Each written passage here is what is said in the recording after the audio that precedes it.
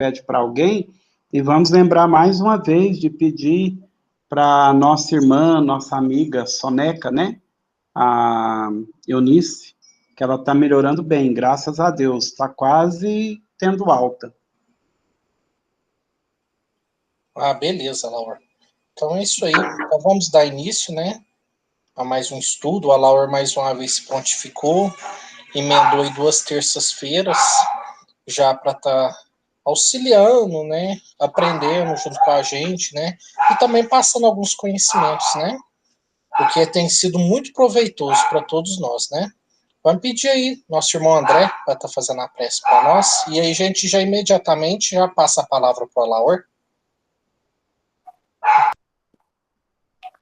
Então, prezados irmãos, boa noite a todos, primeiramente. Que Jesus nos abençoe, quando desde já nós agradecemos imensamente pela oportunidade, como igualmente o comprometimento do Alaor em estar aqui conosco, e como igualmente a presença e a participação de todos e daqueles que estão por participar ainda conosco. Então, nesse momento, nós acalmamos o nosso coração, serenando os nossos pensamentos, para que possamos aproveitar esse momento de estudo, enriquecendo a nossa alma, fazendo mais luz em nossa consciência. Por isso nós agradecemos o amparo e assistência dos benfeitores espirituais, como igualmente a permissão do Cristo de nos proporcionar esse momento. Estendemos as nossas preces e as nossas vibrações, como bem lembrado pela Laura, Eunice, a Soneca, que se encontra internada no Hospital São Domingos, que ela possa continuar recebendo as nossas preces e as nossas vibrações, como todos aqueles que passaram pelos nossos pensamentos nesse momento, e aqueles que passam por dificuldades, igualmente, Senhor Jesus, em todos os cantos, seja internado, seja em situações difíceis, que possa receber o amparo e assistência do mais alto. Sendo assim, Mestre Jesus, com muito respeito, nós damos por início ao estudo desta noite. Fica conosco, Mestre Jesus, hoje e sempre, que assim seja.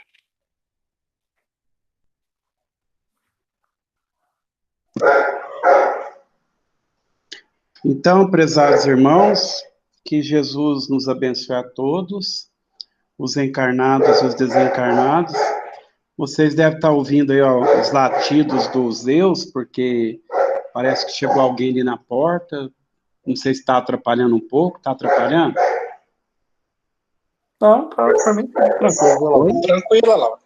Tranquilo? Tudo bem. Tá bom. Eu estou vendo uma foto aqui, uma fotografia aqui, que eu não estou sabendo tirar ela. Deixa eu ver se eu dou conta. Ah, saiu. Bom, então, prezados irmãos, o nosso estudo da noite de hoje, o tema é mediunidade com Jesus. É esse tema que nós vamos discorrer, vamos falar um pouco, né, sobre esse tema. A gente lembra que o tema mediunidade é um tema extremamente complexo, haja visto que já existem vários livros escritos, tanto do plano espiritual para cá, quanto de alguns autores encarnados, que já escreveram sobre esse tema, e o tema ainda não foi esgotado, porque é um tema extremamente complexo, né?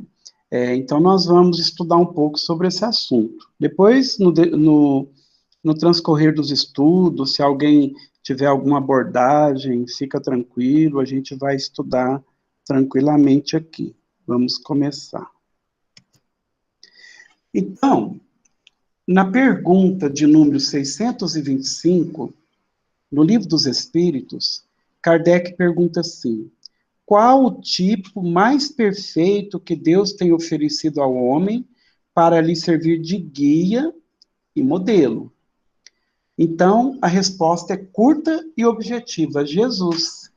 E a gente lembra que na própria Bíblia Sagrada, nós vamos encontrar uma referência na qual Jesus chega a dizer assim: eu sou o caminho, a verdade e a vida, e ninguém vai ao Pai senão por mim.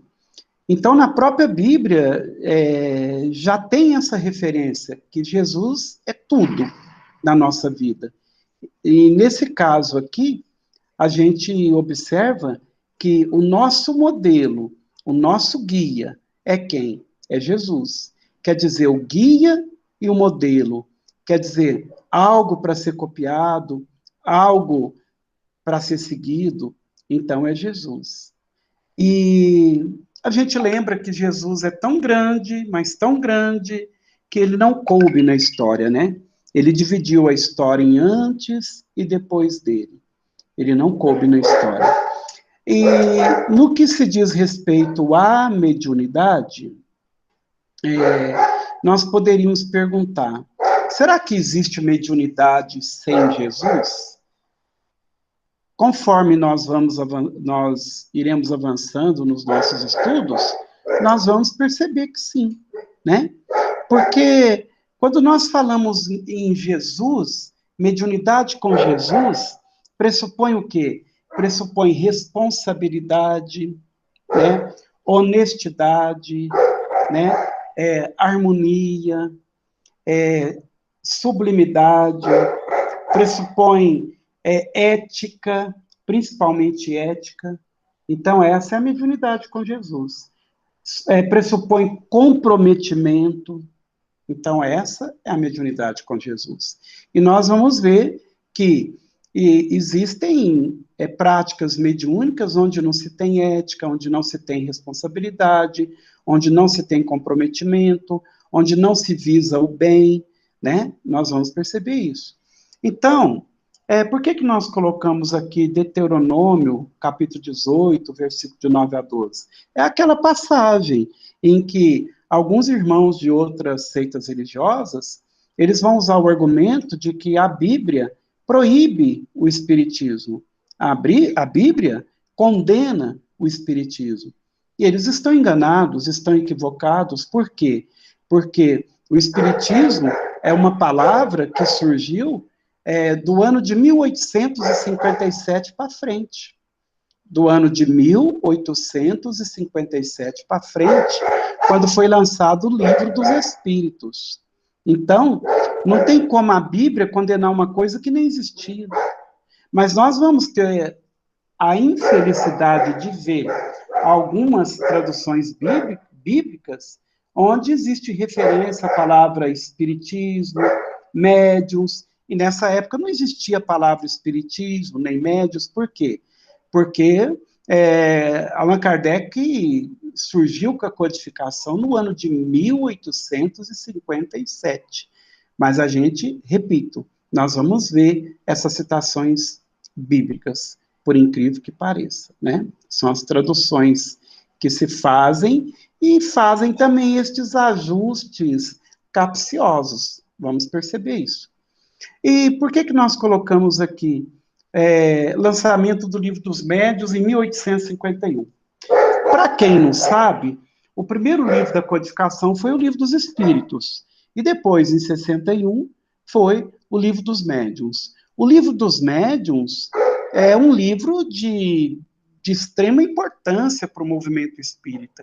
Apesar de algumas casas espíritas nem estudarem o Livro dos Médiuns.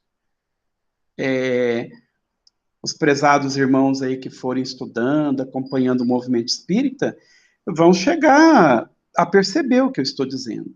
Eu próprio já percebi várias vezes em várias casas.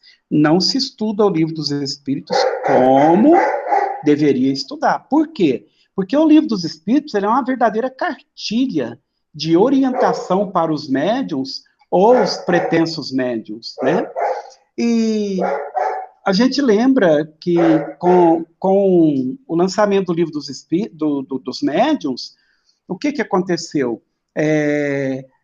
O Livro dos Médiuns, o lançamento dele, o estudo dele, a prática dele, as orientações, as diretrizes, deram cidadania para a mediunidade. Com Allan Kardec, a mediunidade ganhou uma respeitabilidade, ela ganhou ela ganhou admiração, né? Então, nós vamos perceber isso. E a gente lembra aqui, logo nessa figura de início aqui, já dá uma aula. Imagina, uma aula não, dá um seminário. Imagina falar de Jesus, quanto assunto nós não temos. Imagina falar de Allan Kardec, quanto assunto nós não temos, dá seminário. E imagina falar de Chico Xavier, quanto assuntos também nós não temos. Então, essa era a introdução que íamos fazer. Se alguém tiver algum comentário, fica à vontade. Estão me ouvindo? Em alto e bom som. Então, vamos prosseguir. A mediunidade, será que apareceu com o surgimento do Espiritismo, Wellington? Não, Alaor, na realidade, Não. bem antes, né? Ela tá, como você já destacou em outros estudos para nós ali, ela já está presente ali no Velho Testamento e antes ainda, né? Bem antes. Isso, por isso que Allan Kardec chega a dizer que o Espiritismo é de todos os tempos. E a gente falaria assim, não querendo corrigir Kardec, mas para a gente entender melhor. Os princípios espíritas são de todos os tempos. Nós vamos perceber a presença da mediunidade em todas as épocas. Então, vamos continuar aqui. Na Bíblia Sagrada, existe uma citação lá que fala da mediunidade, da generalização da mediunidade. Olha aqui, está lá em Joel, no capítulo 2, no versículo 28. Joel, a gente lembra, Antigo Testamento, está escrito assim, ó: acontecerá depois que derramarei o meu espírito sobre toda a carne. Vossos filhos e vossas filhas profetizarão, os vossos anciãos terão sonhos, os vossos mancebos terão visões. Então, isso aí nada mais é do que a generalização da mediunidade.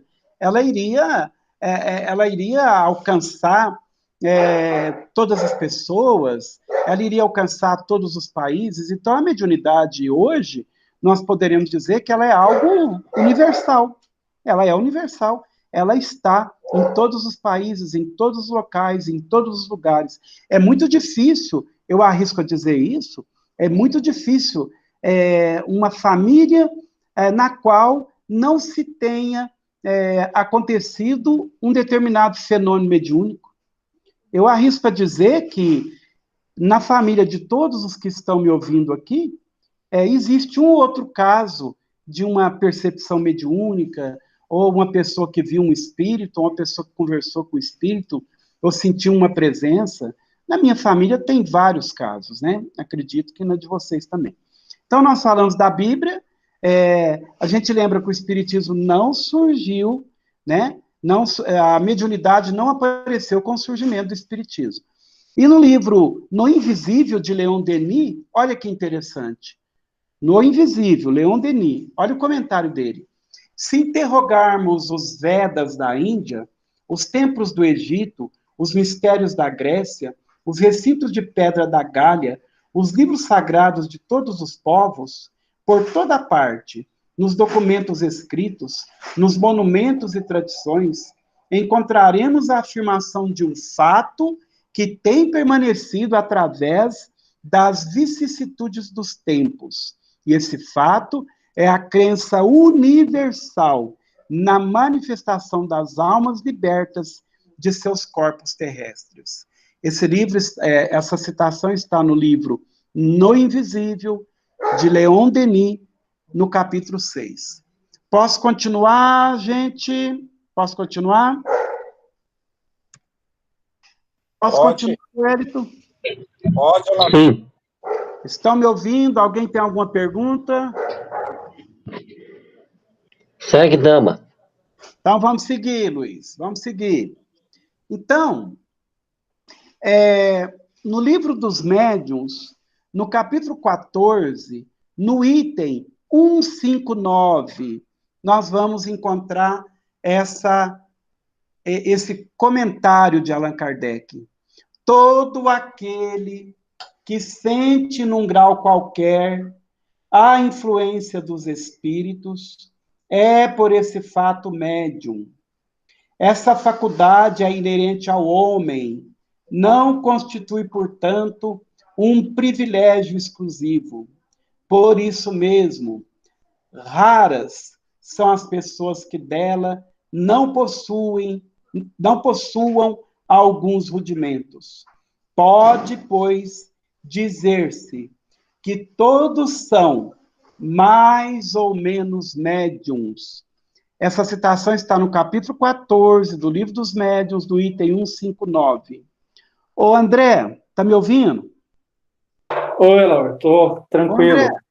André, vocês vão perceber que a palavra raras eu coloquei em vermelho, sim, e a palavra todos são também coloquei em vermelho. Eu pergunto para você, e também para quem quiser participar, claro, todos nós somos médiums? Então, Laura, é bem interessante analisar essa pergunta. Se for responder de uma maneira bem simples, todos nós somos médiums, dentro daquilo que Kardec trouxe, sim, todos somos médiums. Porque todo aquele que sente no maior ou menor grau a atuação de espírito pode ser considerado médium. Mas tem uma observação bem interessante do que o Kardec comenta, que ele fala assim, para facilitar, portanto, o entendimento, nós vamos falar que médium é todo aquele que trabalha ou desenvolve de uma maneira mais ostensiva o contato com os espíritos, né? E, estendendo um pouquinho mais a resposta, sem tomar muito seu tempo, a gente lembra, né, no livro Os Mensageiros, um comentário, se eu não me engano, do benfeitor Telésforo, que ele fala assim que a intuição ou a mediunidade é uma fatalidade evolutiva, né, como um sexto sentido.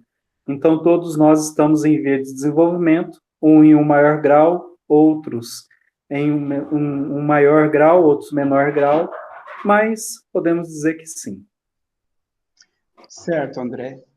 Por que eu coloquei raras e todos são em vermelho?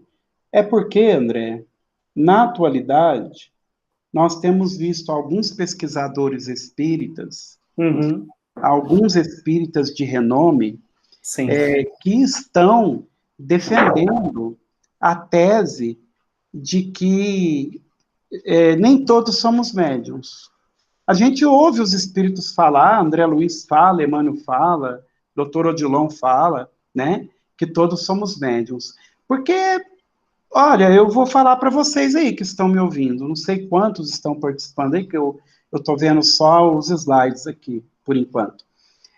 Eu diria para vocês, todos vocês que estão aí, aqui na minha casa também, aqui na minha casa, todos já sentiram a presença dos espíritos. Acredito que aí também. Então, para mim, é muito difícil eu acreditar que nem todos somos médios. É muito difícil, porque todos têm uma experiência, todos sentem, num grau qualquer, a presença dos espíritos. É o que Allan Kardec comentou.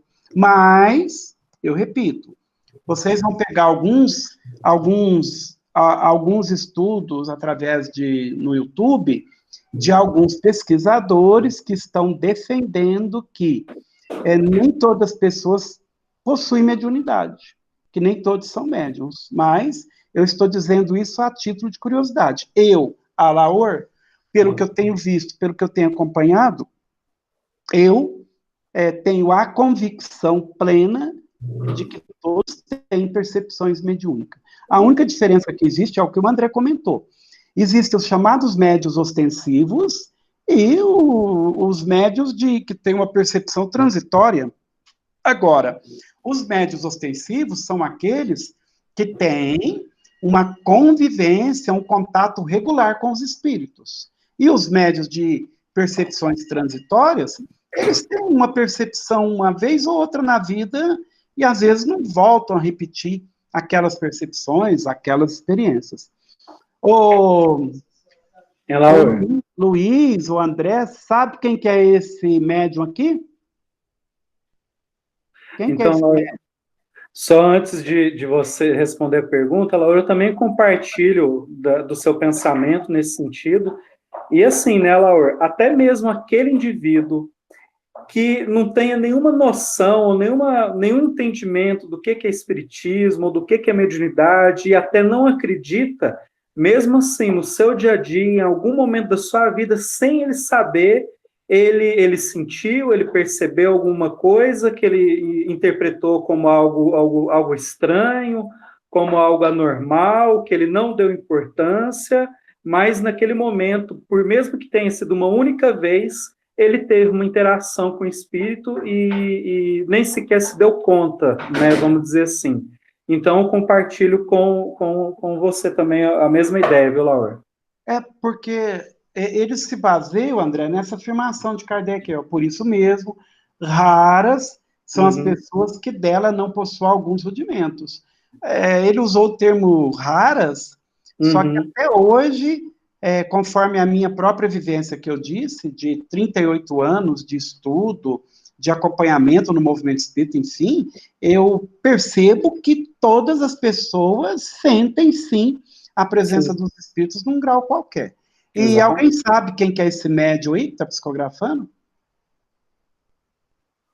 Olha, Laura, ele está tampando o rostinho lá, mas isso aí é o Chico, Laura. É o Dr. Valdo Vieira. É o Valdo? Ah, tá. É o Valdo. É o Valdo, interessante. É o Valdo Vieira. Então vamos continuar, né? Alguém tem alguma pergunta aí? Parece que o Luiz estava querendo manifestar.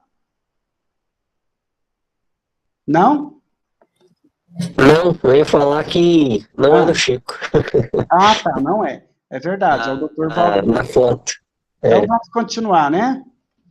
Tá todo mundo entendendo aí, né? O Hélio, esse tema você acha que é polêmico? Curso de médiums? Cursos de médiums. Ora, Laura, eu nunca parei para pensar nisso, não. Isso para mim está sendo até novo. Entendeu? Agora você me pegou de surpresa agora. Tá. Tenta avisar antes. Tá bom. Olha, os cursos de médiums no estado de São Paulo é muito natural. Em Uberaba a gente não vê, mas no estado de São Paulo, outros estados aí são naturais. Certa feita, perguntaram para o Raul. Laura, Oi. Me permite? Oh, pode falar.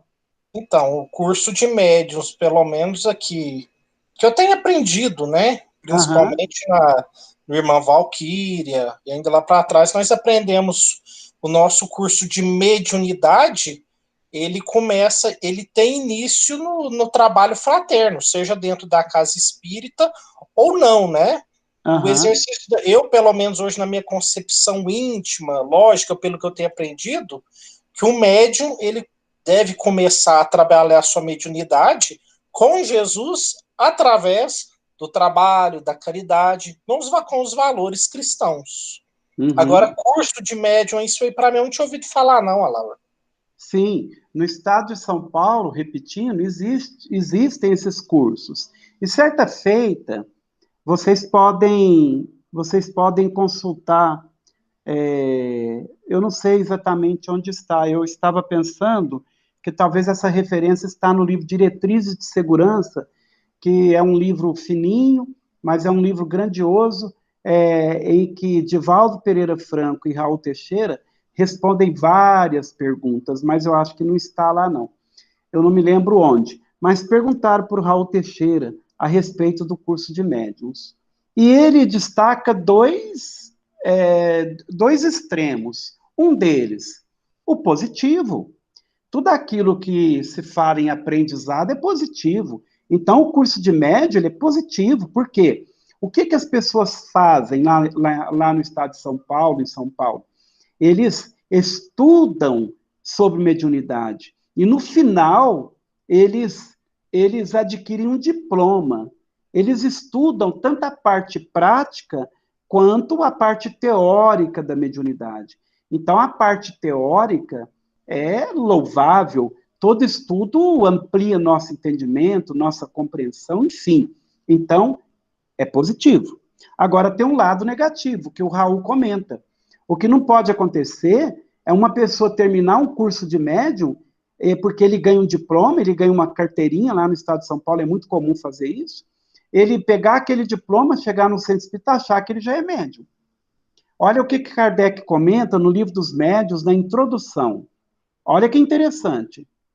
As regras da poesia, da pintura e da música, não fazem que se tornem poetas, pintores ou músicos os que não têm o gênio de alguma dessas artes, apenas guiam os que as cultivam no emprego de suas faculdades naturais.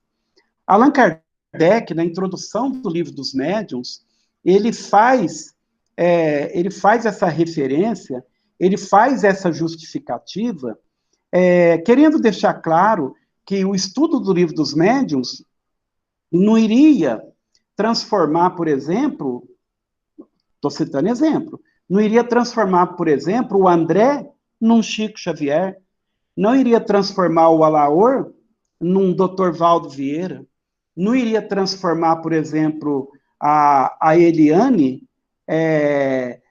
numa Ana Prado, e assim por diante, né? Ana Prado é uma médium de efeitos físicos, famosa, da cidade de Belém, né? Já desencarnou. Então, Alaor, se eu for estudar as regras da poesia, eu estudei.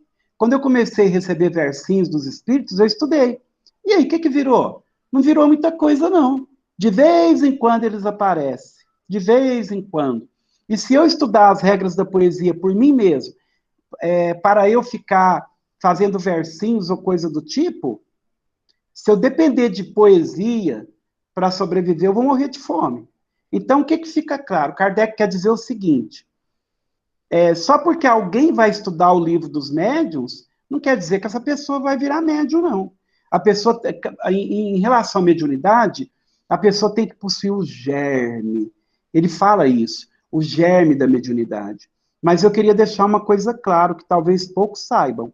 Allan Kardec era a favor do exercício da mediunidade. Ou seja, vamos supor que o Hélio vai presidir um trabalho de desenvolvimento mediúnico. Aí ele põe lá na mesa, do meu lado, que já psicografo há muitos anos, há 38 anos, ele põe lá do meu lado, vai pôr, por exemplo, para a Elisete. Não, a Elisete hoje vai treinar a psicografia. Vamos ver se vem alguma coisa. Pode fazer isso? Pode. Allan Kardec aconselhava que pudesse ser feito isso. Principalmente no que diz respeito à psicografia. Agora, o fato de pôr a Elisete lá, a Elisete estudou o Livro dos Médiuns, pôs ela lá, quer dizer que ela vai ser um Dr. Valdo Vieira, um Chico Xavier, vai ser um Celso de Almeida Afonso, vai ser, por exemplo, um Divaldo Pereira Franco? Não. Se ela não tiver o germe presente da mediunidade, ela não vai deslanchar, ela não vai ter essa desenvoltura na área da mediunidade. Agora, ao passo que Allan Kardec é a favor dos treinamentos para que o médium se desenvolva, nós aprendemos com os espíritos, com o Chico Xavier, enfim, né, e com os espíritos também, que o ideal seria deixar a mediunidade brotar de maneira natural.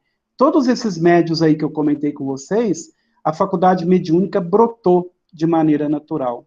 Porque quando o ideal seria que a mediunidade aflorasse, e não que eu procurasse por ela. Porque o fato de eu procurar por ela, é perigoso a gente cair na questão do animismo. Esse é o detalhe. Até aí todos entenderam?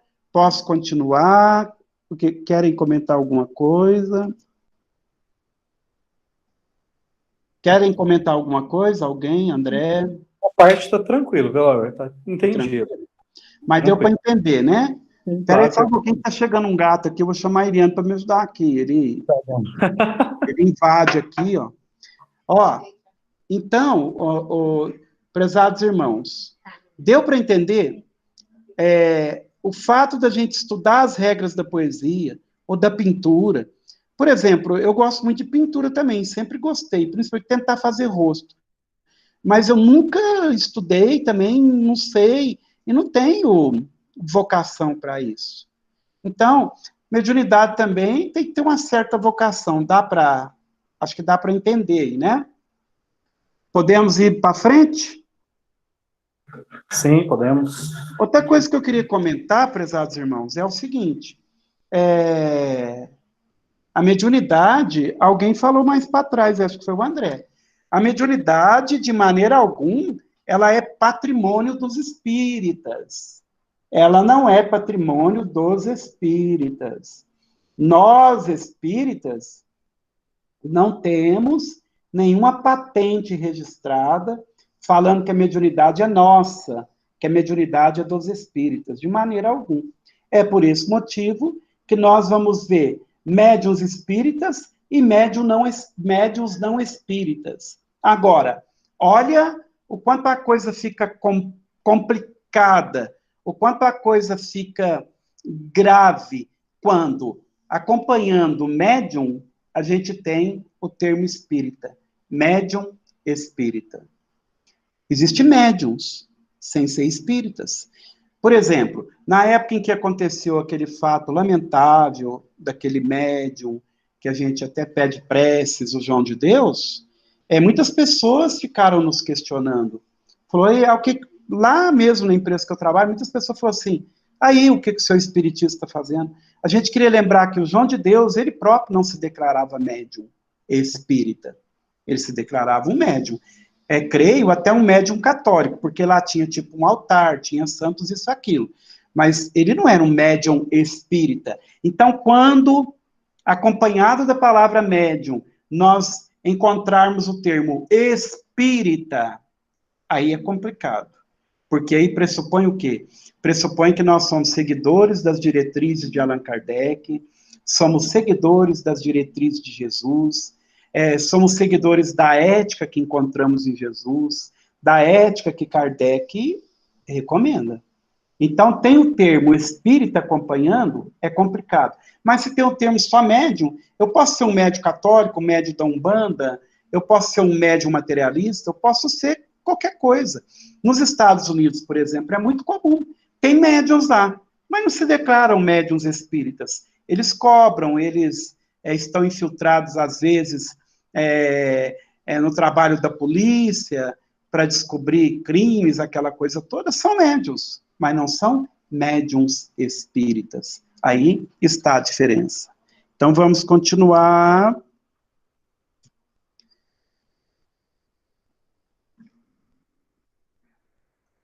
Alguém conhece esse homem que está aqui nessa fotografia?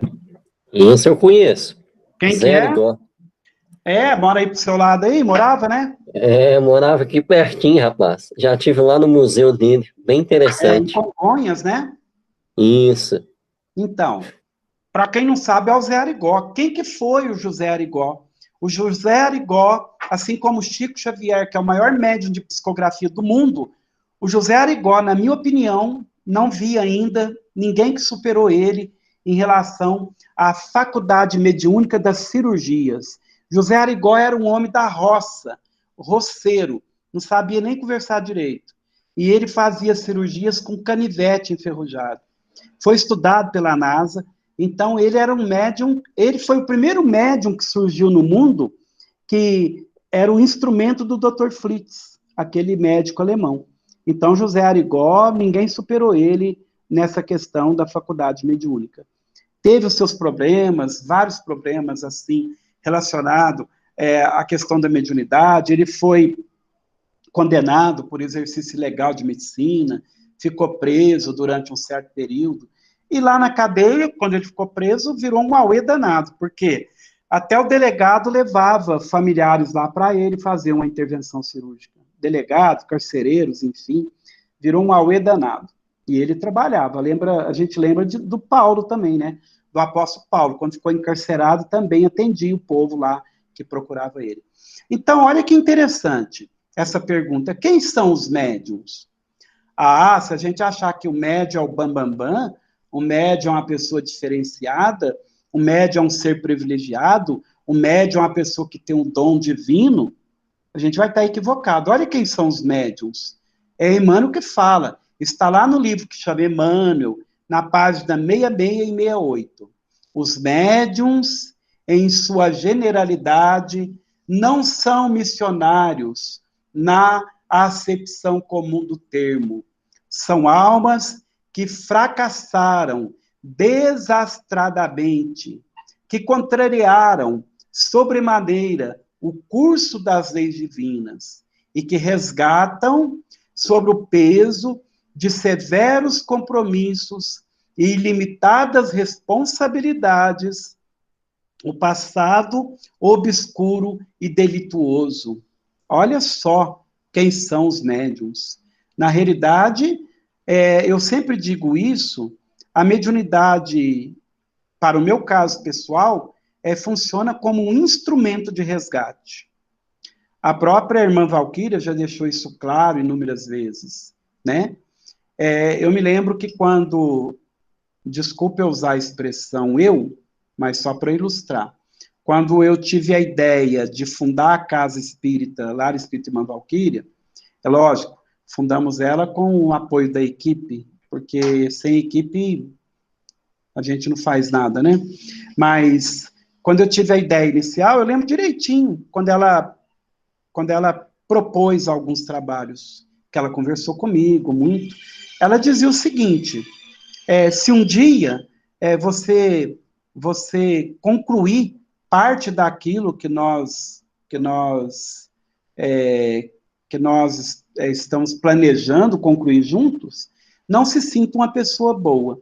Você está apenas tendo a oportunidade de desfazer antigos débitos do passado. Então, é assim que eu encaro a mediunidade. No meu caso, eu encaro assim. E seria assim que a maioria dos médiuns deveria encarar. A mediunidade é um instrumento de resgate, né? Tem algumas exceções. Eu pego aí, por exemplo, Chico Xavier, que é um médium missionário, né?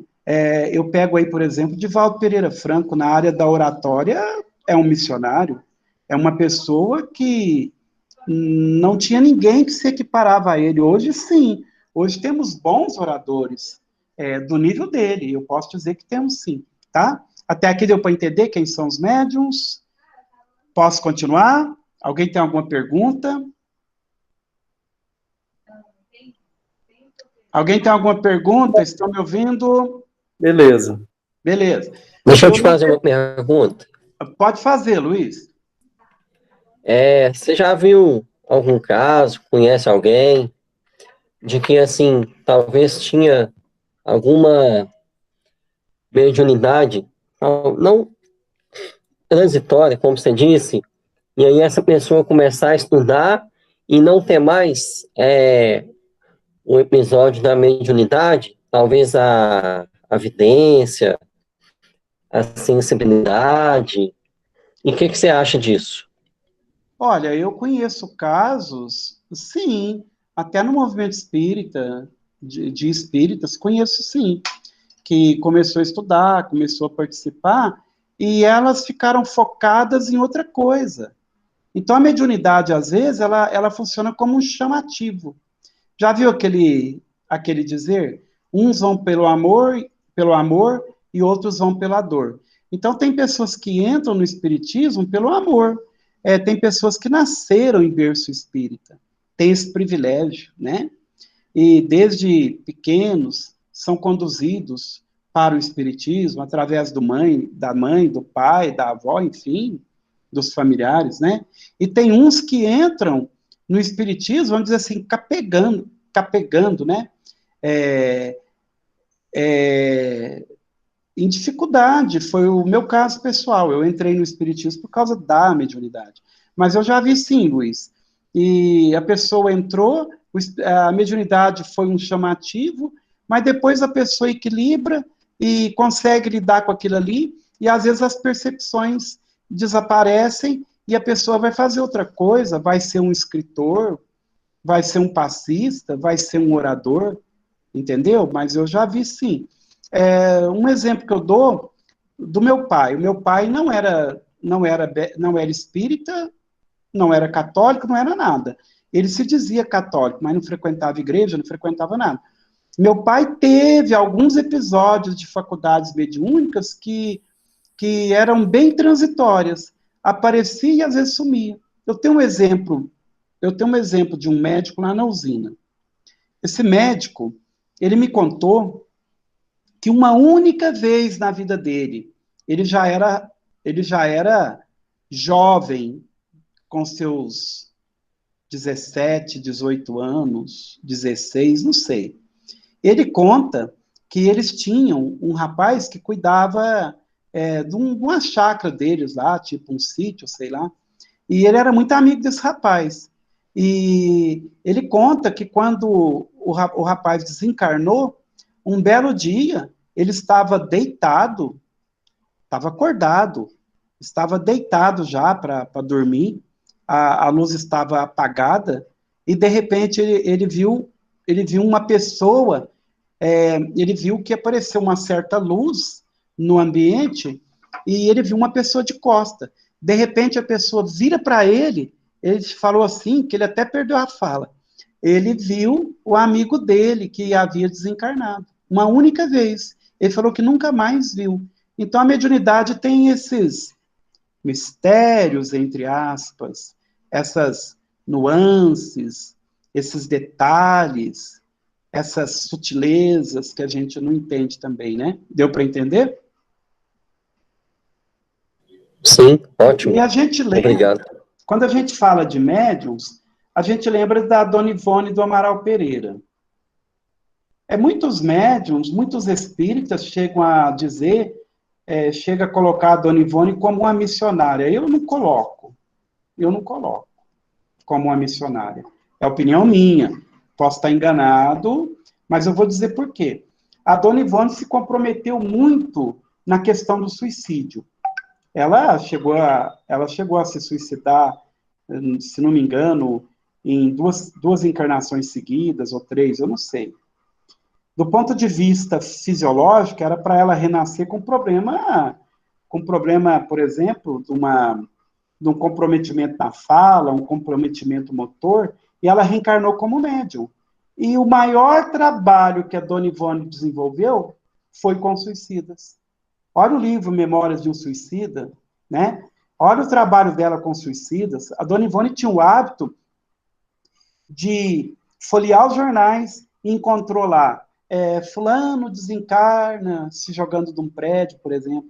Ela pegava o nome da pessoa, os dados da pessoa, levava para fazer a prece que ela fazia habitualmente para os suicidas. Então, ela teve, sim, um grande comprometimento com os suicidas. Então, eu acredito nisso.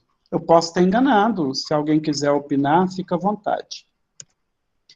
Olha, entrando na questão dos pagamentos, né? Há várias formas de pagamentos. E vamos ver quais são, né? Olha o que Jesus falou para os seus discípulos. Ele disse o seguinte: restituir a saúde aos doentes, ressuscitai os mortos, curai os leprosos, expulsai os demônios, dai gratuitamente o que gratuitamente haveis recebido.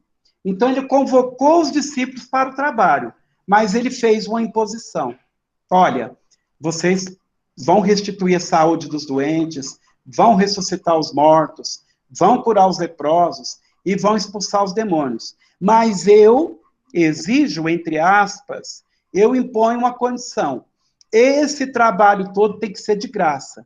Não pode cobrar nada de ninguém. Então,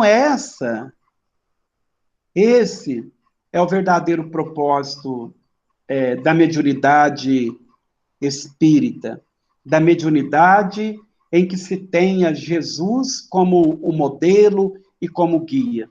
Esse é o caminho a ser seguido. Não devemos cobrar nada. Eu não me lembro de qual que é o espírito, não sei se foi o Dr. Bezerra, está lá na parede do centro, lá, pintado lá. Eu não me lembro, se alguém lembrar pode falar. Um determinado espírito diz que o médium não deve cobrar, não deve esperar nem uma manifestação de gratidão pelo que tenha recebido na condição de instrumento, e nem mesmo uma prece. Nem mesmo uma prece a gente deve pedir para a pessoa, falar, reza para mim. A gente não deve fazer cobrança nenhuma. Esse nem mesmo uma prece é entre aspas, porque eu mesmo já pedi prece muitas vezes, né? Mas, do ponto de vista, assim, de cobrar, a gente não tem que pedir nada para ninguém. Eu me lembro de um caso que uma pessoa fez esse comentário comigo. Uma determinada médium, que eu não vou citar da onde, ela faz esse trabalho da psicografia e ela tem o hábito de gravar a psicografia antes de entregar para o familiar. Ela não cobra nada, mas ela tem uma atitude que é uma atitude de cobrança. Ela abre a bolsa dela, deixa a bolsa aberta, bem cabocona largona, a pessoa vem pegar a página e a bolsona ali é a bolsa, com a boca larga.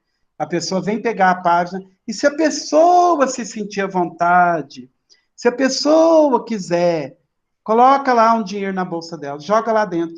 Aí a pessoa vai, o CDzinho lá, uma coisa baratinha, que custa aí R$2, sei lá o quê. Aí a pessoa põe 50, o outro põe 100, o outro põe 200, e assim vai. É cobrança. Lá mesmo na nossa casa espírita, algumas pessoas falaram assim para mim, por que você não faz isso de gravar e entregar as mensagens para as pessoas? Aí eu respondo sempre, eu não tenho uma estrutura para isso. Eu não tenho uma pessoa para manipular um equipamento, sempre eu não tenho. Eu não dou conta, e nem tempo para isso eu tenho. Uma pessoa para manipular o equipamento. Eu não tenho condições de ficar comprando DVDs. Então, se eu não tenho estrutura, eu não tenho o que fazer. Eu procuro outro jeito. Mas, se eu não tenho estrutura, eu não posso fazer. Então, é assim que eu penso em relação a isso. E tem várias formas de pagamento. Tem várias formas de cobrança. Uma das cobranças que um médium pode usar muito é elogio, é bajulação. Olha, e médium ser bajulado é a coisa mais comum que acontece. A Eliane, que viaja muito comigo, aí o André já viajou comigo, a Lúcia já viajou, a Gersina, eu não estou me lembrando aí de quem mais que talvez está participando aí. Mas as várias pessoas que já viajaram comigo já notaram essa bajulação. E cabe ao médium o dever de tentar cortar, entre aspas, com cuidado, né, com respeito, sem ferir suscetibilidades, mas cabe ao médium não entrar nessa, porque se ele entrar, ele vai cair. Essa é a verdade. Alguém quer comentar alguma coisa aqui? O Wellington, André. Aqui tá tranquila, Laura. Alguém quer comentar alguma coisa aí, André? Só inteirando um pouquinho, na Laura, dessa questão da bajulação e tudo mais, e aí a gente vai entender e compreender muito bem a postura do Chico, né? De sempre se colocar como o burrinho de carga, o cisco, né?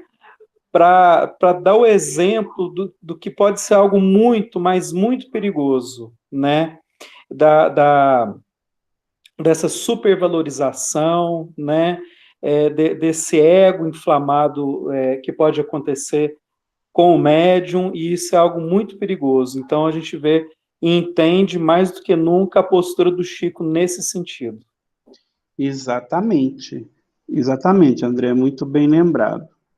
Espera aí um pouquinho, deixa eu tentar ir aqui. Aí. Então, vamos na próxima, né? Uma coisa também que tem ficado muito na moda, infelizmente, dentro do próprio Espiritismo tem isso, o chamado profissionalismo religioso. O que é o profissionalismo religioso? Às vezes é fazer da religião uma profissão. Ah, mas no Espiritismo não tem isso. Tem, e eu conheço. Eu poderia citar no dedo, mas é lógico que eu não vou citar.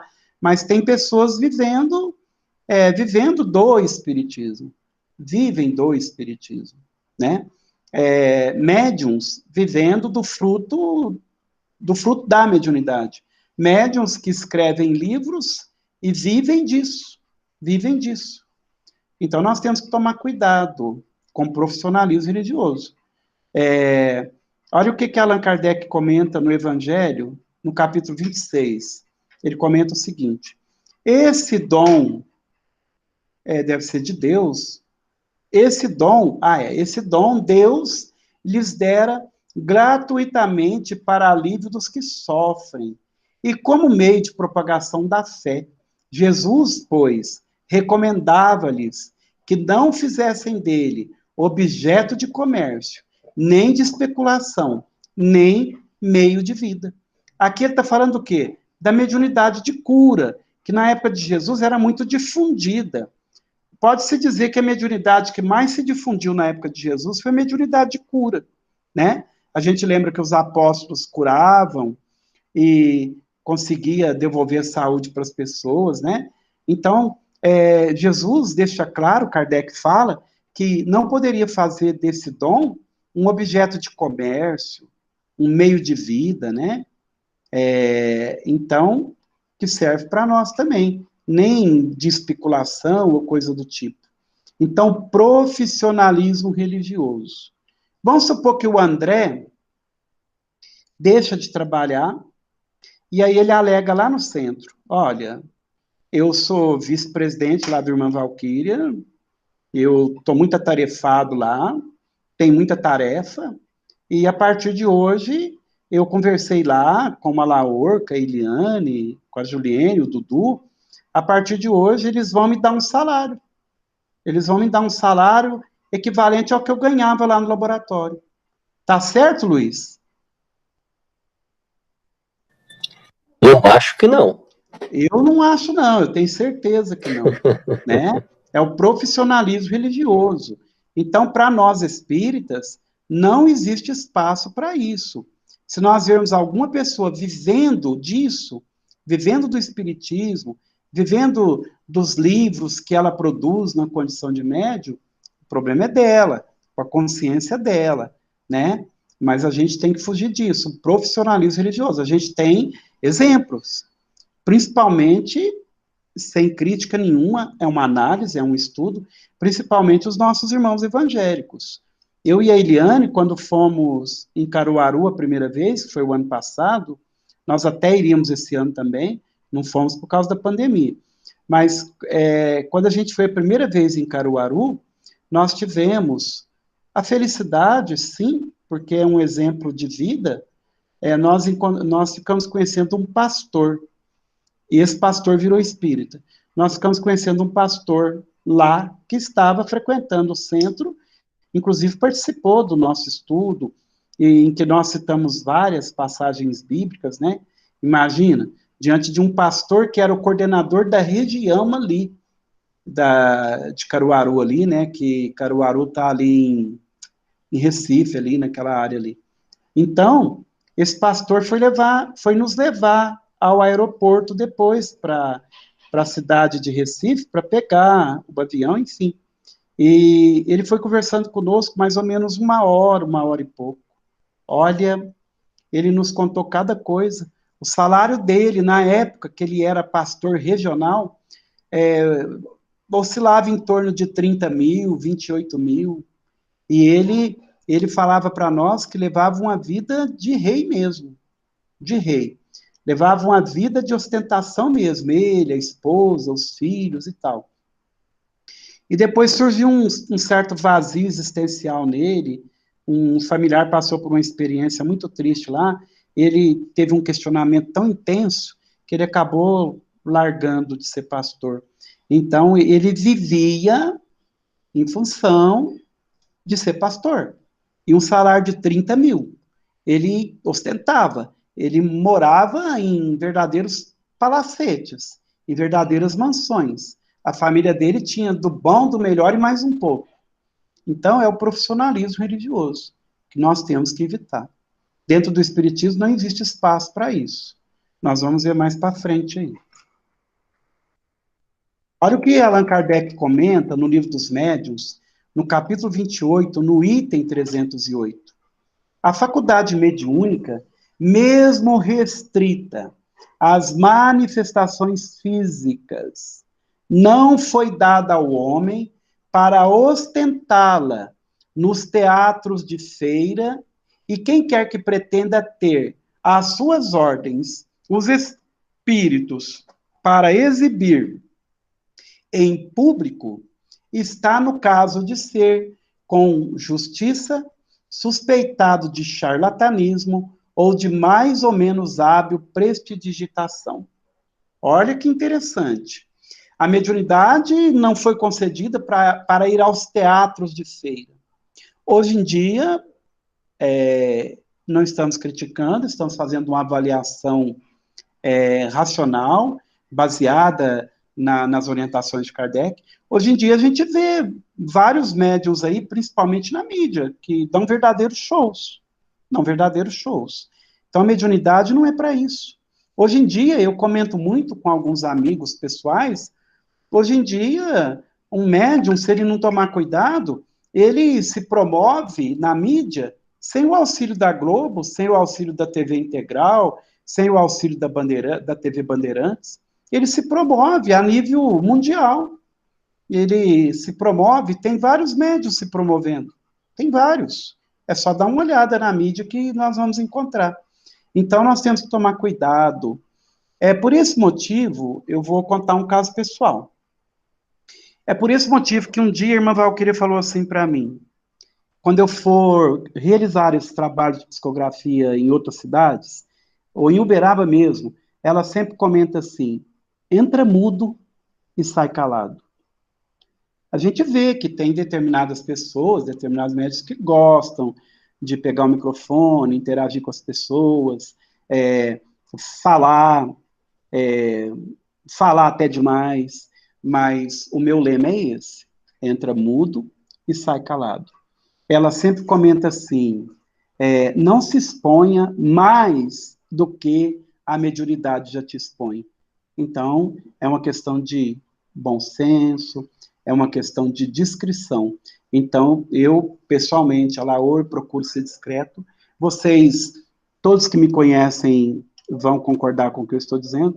Vocês não vão me ver na mídia com muita facilidade, não vão me ver em YouTube, não vão me ver produzindo vídeos. Eu nem gosto disso, de produzir vídeos ou coisa do tipo. Então, por quê? O Alaor é diferente? O Alaor é melhor do que os outros? Não. Eu estou apenas seguindo as orientações dos espíritos, estou apenas seguindo o que Allan Kardec tem recomendado. Não quero dizer com isso que o médium não pode fazer um trabalho de divulgação, coisa parecida, não é isso, tá? Eu estou falando do exagero. Até aqui, alguém tem alguma coisa para dizer? Quer comentar alguma coisa aí? André, Wellington, Luiz, Deise, enfim, quem estiver nos assistindo, né? Posso continuar? Pode. Wellington, ninguém quer falar nada? Estão aprendendo tudo? Pode ir? André vai falar aí para nós. Vai, André. Laura, não, tá tranquilo, da minha parte tá tudo sossegado. Tudo sossegado. Tudo. Então vamos continuar, né? Então vamos continuar. Olha... Eu lembrei... Eu lembrei de um caso, até no livro do nosso Chico, do Saulo, que ele ganhou um terreno, se eu não me engano, lá em Goiás, e ele ficou todo desconcertado. Você lembra desse episódio? E que aí, no final das contas, ele acabou aceitando, mas a primeira coisa que ele fez foi passar tudo para uma instituição espírita. Eu não estou lembrado, não. Ele... como que é mesmo? Você falou? Ele ganhou um terreno? Uma fazenda, praticamente. Um grande pedaço de terra. Esse caso aí, Laura, eu acho que esse caso é daquele caso do pessoal da família do Frederic Figner, Laura. Ah, sim. E aí ele devolveu, na verdade, passou a escritura, se eu não me engano, para a FEB mesmo, para renovar o parque gráfico na época. Foi do Chico. Lembra? Lembra, o Chico ganhou do Frederic Figner. Foi. E ele repassou para a FEB. Para a FEB, é isso mesmo. Não, o Chico, tudo que ele ganhava das pessoas, ele repassava. Inclusive o Crodovil, quando estava encarnado, ele estava lá participando das conversas e tal, e o povo contando que o Chico repassava as coisas. Ele tinha dado um anel, parece que de ouro para o Chico, ou coisa do tipo. Aí ele deu uma risadinha e falou assim, já sei qual que vai ser o destino do meu anel. Então ele repassava tudo. Ele não ficava com nada, dinheiro, né, carro, já ganhou muito dinheiro, ganhar fazenda, enfim, o que ele ganhava ele repassava. Então é um grande exemplo para nós, né? E a mediunidade e profissão. Olha, o Chico, para quem não sabe, ele se dedicou à mediunidade 75 anos, mas em Pedro Leopoldo ele começou a trabalhar com 8 anos de idade e foi até o período de aquisição de direito de aposentar. Então o Chico trabalhou até se aposentar. Quando ele se aposentou, ele foi se dedicar com exclusividade ao espiritismo. Eu me lembro que um dia, eu comentei isso com um grande amigo meu, um amigo muito sensato, que várias pessoas conhecem, eu comentei com ele assim, eu tô doido para parar de trabalhar viver com exclusividade para o espiritismo. Ele olhou para mim e falou assim, não, toma cuidado. Eu falei, não, mas você esqueceu que eu sou aposentado? Eu quero parar para me dedicar com exclusividade ao espiritismo. Esse é meu sonho. Se eu tivesse desencarnado agora com Covid e não tivesse chegado a realizar esse meu sonho, eu ia ficar frustrado do lado de lá. Por quê? Porque esse é meu sonho. Eu quero parar de trabalhar assim que eu puder, assim que a minha família estiver mais estabilizada do ponto de vista de trabalho, eu quero parar e quero me dedicar com exclusividade ao espiritismo. Não é segredo para ninguém, toda folga minha eu estou no centro. Hoje mesmo nós estávamos lá com uma grande equipe, fazendo várias atividades, inclusive da farmácia e outras mais, do próprio Dia das Crianças, limpeza, fizemos uma faxina no consultório médico, que amanhã o doutor Carlos volta a atender, e assim por diante. Então, o Lar Espírita Irmã Valquíria, o espiritismo, corre na minha veia, está dentro de mim, está dentro da minha veia, faz parte da minha vida. Eu não sei viver sem o espiritismo, eu não sei viver sem o Lar Espírita Irmã Valquíria. O espiritismo me gratifica, o espiritismo me complementa em todos os sentidos, né? Então, olha esse comentário. Está lá no Evangelho, no capítulo 26, no item 10, é Allan Kardec que fala. Procure, pois, aquele que carece do que viver, recursos em qualquer parte, menos na mediunidade. Não lhe consagre, se assim for preciso, senão o tempo de que materialmente possa dispor. Os espíritos lhe levarão em conta o devotamento e os sacrifícios, ao passo que se afastam dos que esperam fazer deles uma escada por onde subam. Olha esse comentário sensato de Allan Kardec, eu já cansei de repetir isso. Os espíritos não exigem de ninguém nada mais do que aquele tempo que a pessoa possa doar para eles. Então, se eu sou médium e eu trabalho profissionalmente e eu só posso ir dia de quinta, olha, tá ótimo, é o tempo que eu posso doar para eles. Eu não posso doar mais tempo. Mas a irmã Valquíria vai ficar chateada porque a procura é grande e você tem que estar lá na segunda, você tem que estar no sábado, você tem que não só ir de noite, mas você tem que ir de dia também. Negativo. Os espíritos vão exigir de nós, entre aspas, o tempo que nós pudermos doar para eles. Eu me lembro de um fato muito desagradável que aconteceu, a Elisete está aí, que eu vi, se ela não saiu aí. Aconteceu um fato muito desagradável. Todo mundo sabe que eu trabalho na área de saúde, que eu dirijo ambulância, que eu atendo emergências, enfim. Eu me lembro que tinha um compromisso com uma caravana que eu não sei de onde, ainda bem que eu não sei de onde, senão eu acabava dedando a pessoa. E eu tinha um compromisso com essa caravana, trabalho de psicografia. E teve essa emergência e eu tive que me ausentar. E a pessoa líder da caravana, a pessoa procurou a Elisete deve lembrar desse caso, e foi meio deselegante com a Elisete, achando ruim, mas a minha equipe está tudo aqui, eu trouxe pessoa de fora, por causa da psicografia e tal, o fulano tinha que estar aqui, tá. Depois, numa outra ocasião, acho que uma semana depois, eu voltei a encontrar com essa pessoa, e essa pessoa veio conversar comigo. E talvez, pela infelicidade dela, acho que ela tocou nesse assunto. Eu lembro que eu falei uma coisa só para ela. Falei assim, para a pessoa. Falei, fulano, eu vou te falar uma coisa. No meu contexto de vida, da atualidade, se for preciso escolher entre a mediunidade e o meu trabalho profissional, eu fico com o meu trabalho profissional e deixo a mediunidade encostada num canto provisoriamente. Por quê? Porque eu preciso trabalhar profissionalmente. Eu tenho uma família para criar. Eu tenho a minha esposa, eu tenho minhas filhas, eu tenho os meus compromissos, eu preciso alimentar, eu tenho contas para pagar, eu não tenho condição de dedicar aos espíritos mais tempo do que eu estou me dedicando. Então, que sirva de alerta, prezados irmãos. Não vamos ficar descabelando, não. Eu tenho que estar no centro todo dia, porque senão os espíritos vão ficar chateados comigo. Negativo, eles vão ficar chateados se nós tivermos uma atitude de irresponsabilidade. Largar o nosso trabalho material, o nosso ganha-pão, sacrificar o nosso ganha-pão, sacrificar, às vezes, o convívio com a nossa família para se dedicar a um trabalho, vestir um santo e desistir no outro. Acho que deu para entender, né? Até aqui. Então, mediunidade e profissão.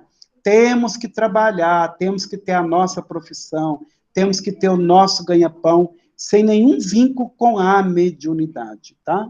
Então, vamos continuar. Essa é a mediunidade com Jesus, tá bom? Então, vamos continuar. Aí, Kardec, que é assim tão questionador, ele vai a fundo, ele não se dá por contente, por vencido, ele vai perguntar, lá no Livro dos Médiuns, no capítulo 28, ele pergunta, no item 310, ele pergunta assim, dir-se-á, talvez, que um médium que consagra todo o seu tempo ao público, no interesse da causa, não pode fazer de graça, porque tem que viver.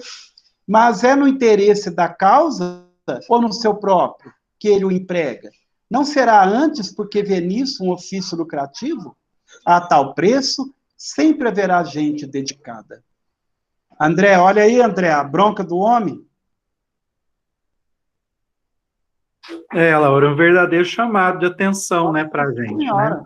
ele puxou a orelha mesmo da gente, Puxa né? a orelha. E é bem claro, né? Bem claro e bem objetivo. Não tem entrelinhas nisso, né? Exatamente, André, porque lá atrás os espíritos falam que para a gente doar para eles o tempo que a gente expõe. Agora, não, mas eu sou muito ocupado, eu quero ficar o dia todo me dedicando ao espiritismo, à mediunidade, eu quero receber gente de São Paulo, eu quero receber do Rio de Janeiro, eu quero receber gente do exterior. Sim, receba, mas receba no tempo que você puder. E não deixar de trabalhar, deixar de cuidar dos seus interesses profissionais para poder se dedicar à mediunidade ou dedicar ao espiritismo, né? Eu me lembro que uma vez no Rio de Janeiro, um rapaz me surpreendeu com uma pergunta. Até ofende um pouco, né? As pessoas te olham assim de cara torta. E ele estava me olhando de cara torta. A hora que eu cabia a psicografia, ele era amigo de um amigo meu. Não, era primo de um amigo meu lá no Rio de Janeiro. Acabei o trabalho da psicografia, ele olhou para mim assim, com a cara de desprezo, me olhou de cima e embaixo e falou assim para mim, você vive de quê? Eu falei, nossa, que pergunta, hein? Aí eu falei para ele, não, eu vivo do meu trabalho. Ah, você trabalha? Você não vive disso, não? Eu falei, não, eu não vivo disso. Eu trabalho profissionalmente. Eu estou aqui na minha folga. Aí ele passou a me olhar com a cara melhor, mas ele estava me olhando de cara torta. Então, a gente tem que tomar cuidado. Então, vamos continuar. Allan Kardec também comenta esses detalhes aqui. Eu coloquei assim, vender a misericórdia de Deus. Deus não vende os benefícios que concede. Como, pois, um que não é sequer o distribuidor deles, no caso, um médium, né, que não pode garantir a sua obtenção, cobraria um pedido que talvez nenhum resultado produza? Não é possível que Deus subordine um ato de clemência, de bondade ou de justiça, que da sua misericórdia se solicite a uma soma em dinheiro. Está lá no Evangelho, no capítulo 26, no item 4, Allan Kardec. O capítulo 26 é dai gratuitamente o que gratuitamente recebeste. Então, prezados irmãos, olha que interessante, quando fala aqui, ó, médium algum pode garantir a obtenção de um fenômeno mediúnico. Se eu sou um médium psicógrafo, eu não posso ser convidado para ir no Rio de Janeiro e falar assim, eu vou cobrar, por exemplo, vamos supor que tem 100 pessoas, eu vou cobrar R$80 por cabeça, mas várias pessoas vão receber a mensagem. Eu, como médium, não posso garantir nada. O trabalho pertence aos espíritos. Eu posso ir e pode não acontecer nada. Eu vou fazer um comentário que até já posso comentar, me autorizaram. O ano passado, mas eu não vou entrar em detalhes. O ano passado, eu e a Eliane, nós fomos convidados por uma equipe de pesquisadores, cientistas, a ir em determinada cidade, que eu não vou citar também, participar de uma experiência científica na psicografia. E nós fomos. E participamos. E por que eu estou comentando isso? Para falar exatamente isso aqui. Eu lembro que o pesquisador, o cabeça deles, o chefe da equipe, que é um médico neurologista, um médico psiquiatra muito famoso, ele, quando foi nos receber no aeroporto, no meio do caminho, ele olhou assim para mim e falou assim, Laur, fica tranquilo, como eu sou um pesquisador, eu já estou acostumado com isso. Se você for participar da sessão e não vier nenhuma psicografia, eu não fico surpreso, não me assusta. Isso é muito normal, isso é muito natural, porque não depende de você. E eu queria lembrar, o André já deve ter lido várias obras nesse sentido, não só o André, outros também, né? Eu queria lembrar que os pesquisadores, William Crookes, César Lombroso, né? Charles Richer, eles reclamavam que muitas das vezes eles levavam o médium para um trabalho de materialização e o médium tinha certeza que ia acontecer a materialização. Não acontecia coisa nenhuma. Às vezes eles ficavam 2, 3, 4 horas esperando acontecer algum fenômeno, não acontecia nada. Por quê? Porque são os espíritos que mandam, não são os encarnados.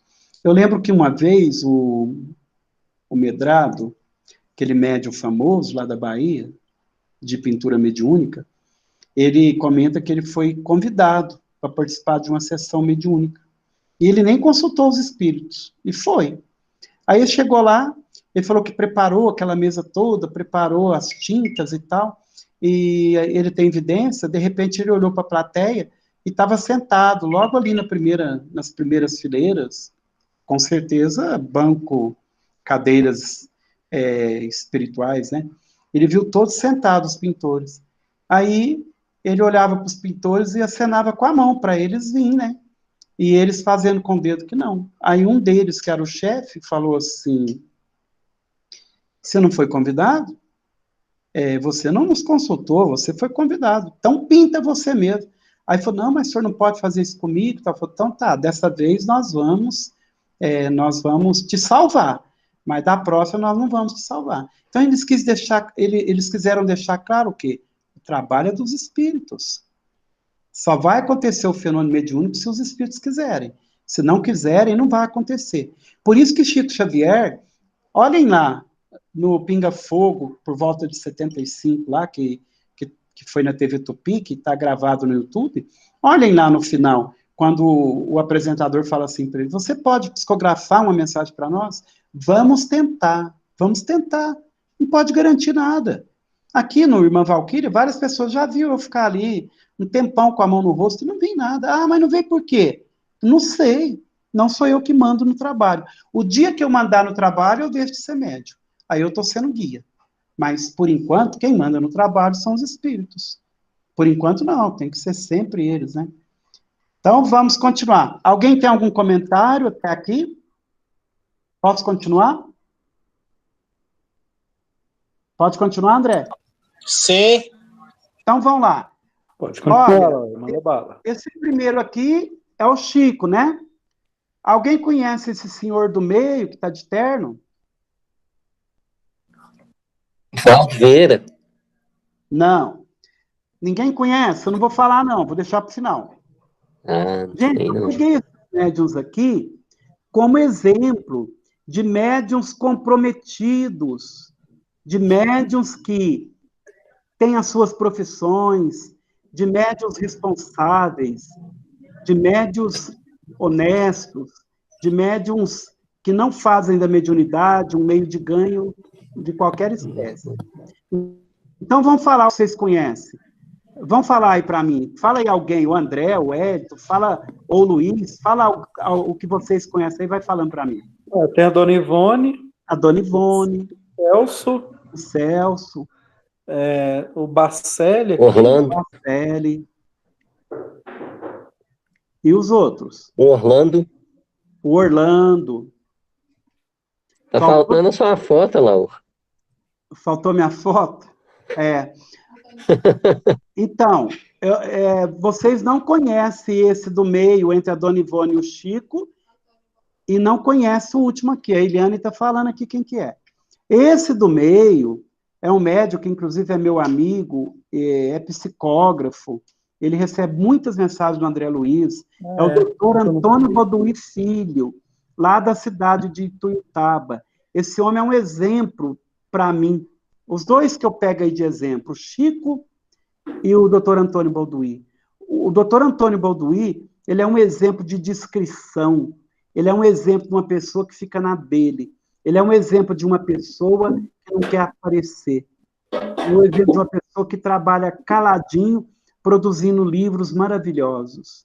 Ele recebe mensagem de André Luiz que é de arrepiar, é de arrepiar. Então, é amigo pessoal meu, sempre que ele edita algum livro, ele manda para mim, e é um exemplo que eu quero seguir, porque ele é uma pessoa extremamente discreta. Ninguém vê falar dele. A capacidade mediúnica que ele tem é extraordinária. Não dá nem para comentar. A outra é a Dona Ivone. Bom, vamos falar. Chico Xavier trabalhou durante 35 anos até se aposentar. Trabalhou 35 anos até se aposentar. Quando ele trabalhava em Pedro Leopoldo, ele, muitas das vezes, tinha um receituário mediúnico, às vezes ele praticamente dormia 1 hora e pouquinho, 2 horas e ia para o trabalho. E ele trabalhava, cumpria com as suas obrigações. O doutor Antônio Balduí Filho, não esqueçam esse nome. Quando eu falo nele, eu lembro da descrição. O doutor Antônio Balduí Filho é médico, psiquiatra, trabalhou até se aposentar, e hoje ele trabalha voluntariamente há muitos anos, eu não sei quantos anos. Ele trabalha voluntariamente num sanatório espírita lá na cidade de... Qual cidade que eu falei, gente? Da Gertrude.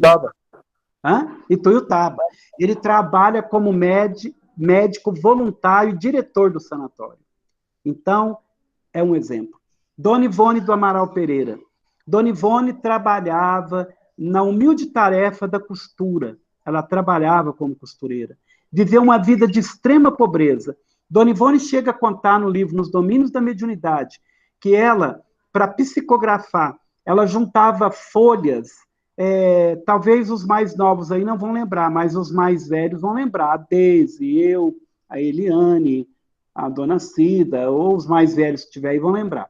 Antigamente, quando a gente ia comprar pão nas vendas, chamavam vendas, nem se tinha supermercados, ou secos e molhados, a gente comprava pão e eles embrulhavam numas bobinas. Lembra disso, André? O Wellington. Eu já vi dessas bobinas já, Laura. Mas não é da sua época, não, né? Quando eu era bem pequeno, eu lembro de ver algumas vendas lá em Ponte Alta, quando eu ia para casa da minha avó. Isso. Na venda da minha mãe tinha, Laura. Pois é, eles embrulhavam o pão, né, numa bobina, embrulhavam o pão e entregavam para a gente. O que a Dona Ivone fazia? Era um papel meio roxo, né, Laura? Tinha uns que era meio pardo, às vezes meio roxo. A Dona Ivone juntava esses papéis de pão, juntava para poder psicografar. Olha que exemplo. Que vida miserável, entre aspas. A luz Que de vida... lamparina, né, Laura? Hã? A luz de lamparina ainda, né? Sim. Olha que exemplo, que vida de dificuldade. Olha o que ela deixou para a humanidade. Se eu não me engano, se eu tiver enganado, me corrijam. E se eu enganei, depois a gente relevem. Me parece que ela produziu 12 livros. Creio que seja isso. Então, Dona Ivone, um exemplo. Ali no cantinho, eu peguei o Celso. O Celso também foi um exemplo para nós. O Celso trabalhou, dentro das suas limitações mediúnicas e tal, ele trabalhou durante muito tempo como médium aqui em Uberaba. Ele trabalhou até se aposentar. Ele era o quê? Ouríveis, trabalhava junto com César Carneiro. O outro é o Orlando. O Orlando também. O Orlando é um médium psicógrafo, é amigo nosso, pessoal. Já estivemos juntos em tarefa mediúnica. Vamos participar de uma live sexta-feira agora, eu divulguei. Quem quiser participar conosco, vai participar eu, o Orlando e o médium Nilton Souza, lá de Fortaleza. Nós vamos falar sobre mediunidade. Então, quem quiser participar conosco, sexta-feira agora, já divulguei. E quem não estiver sabendo, pode me perguntar no WhatsApp, no grupo, que a gente esclarece. O Orlando trabalha na área de computação, assessoria em hospital. Então, ele trabalha e ele se dedica à mediunidade o tempo que ele pode. O outro é o Bacelli. Todo mundo conhece o Bacelli é a mesma coisa. O Bacelli trabalhou até se aposentar como cirurgião dentista. Ele era funcionário dos Correios. Então, ele trabalhou até se aposentar. Então, ele também não viveu da mediunidade. Ele hoje se dedica com exclusividade ao trabalho dos espíritos, mas é um trabalho, ele trabalhou até se aposentar, um trabalho honesto, um trabalho ético, enfim. Aqui eu pego um outro médium, muito pouco conhecido, mas foi um médium de uma capacidade mediúnica extraordinária. Ele já desencarnou. O nome dele é Júlio César Grande Ribeiro. Ele psicografava mensagens lindas, maravilhosas, de um espírito que chamava Estevão. Parece que ele escreveu um livro, Isso Vos Mando. Ele escreveu um livro em parceria com a outra médium, que chama Jornada de Amor. Então, ele tinha uma capacidade mediúnica extraordinária. Se dedicou também ao trabalho das cartas consoladoras por um período. Então, tem alguns livros dele em parceria com a médium Lulu, ou Maria de Lourdes. Ele era da cidade de Vila Velha, Espírito Santo e tal. Então, é um exemplo para nós também. Por isso que eu coloquei esses médiuns aí, tá? André, dá para ver aí quantos slides falta? Não, né? Laura, para mim aqui, para a gente não aparece, não. Não aparece? Não. Deixa eu ver. Ó, tá quase acabando, mas talvez passe uns minutinhos. Deixa eu ver para mim aqui como que eu faço para saber. Uai, nem eu tô vendo. Não, tá acabando, mas eu não tô vendo quantos faltam. Tá acabando. Então vamos lá. Vamos continuar. Ai, sumiu? Não, peraí.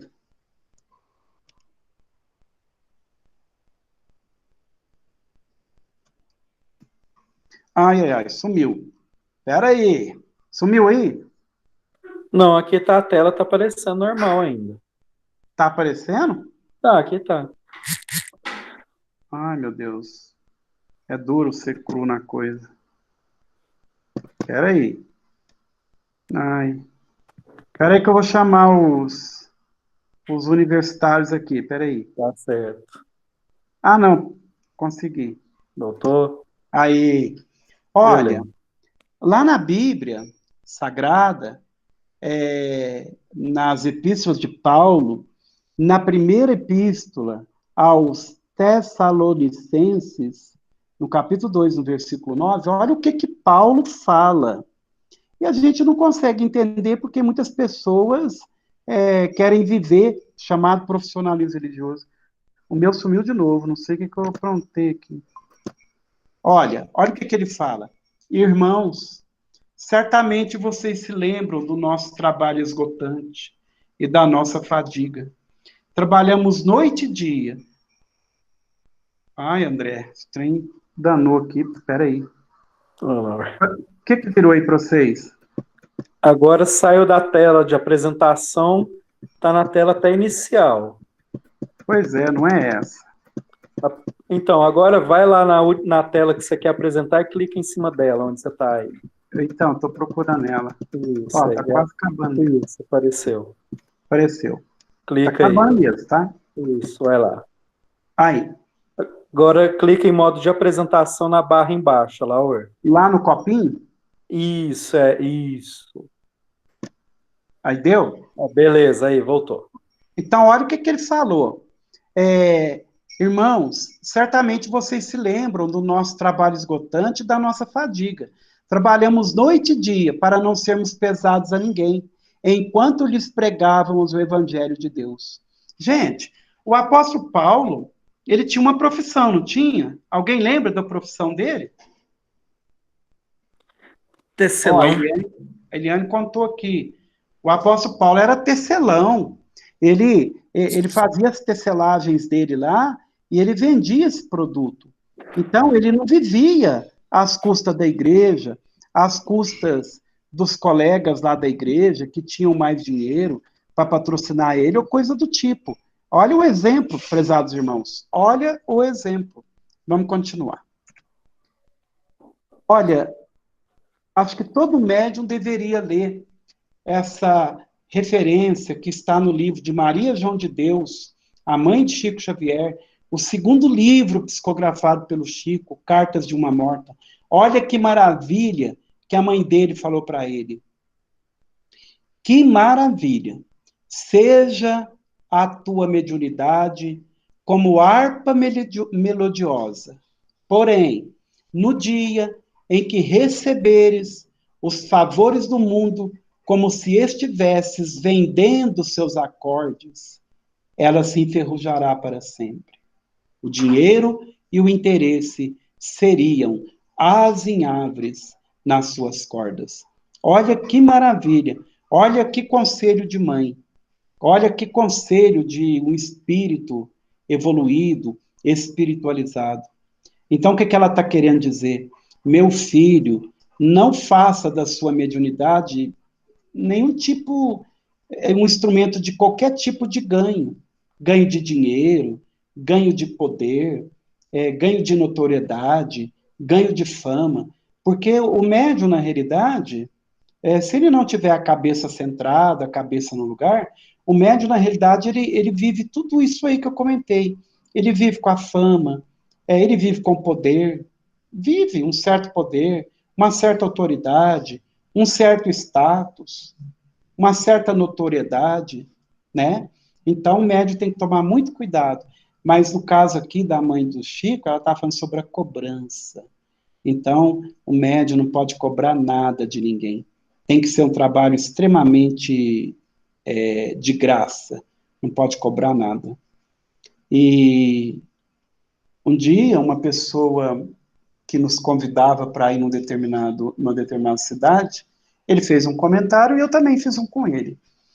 Ele estava com o pé meio atrás para nos levar na cidade dele, alguém indicou, e eu também estava com o pé meio atrás para ir lá, não sei o que iria acontecer.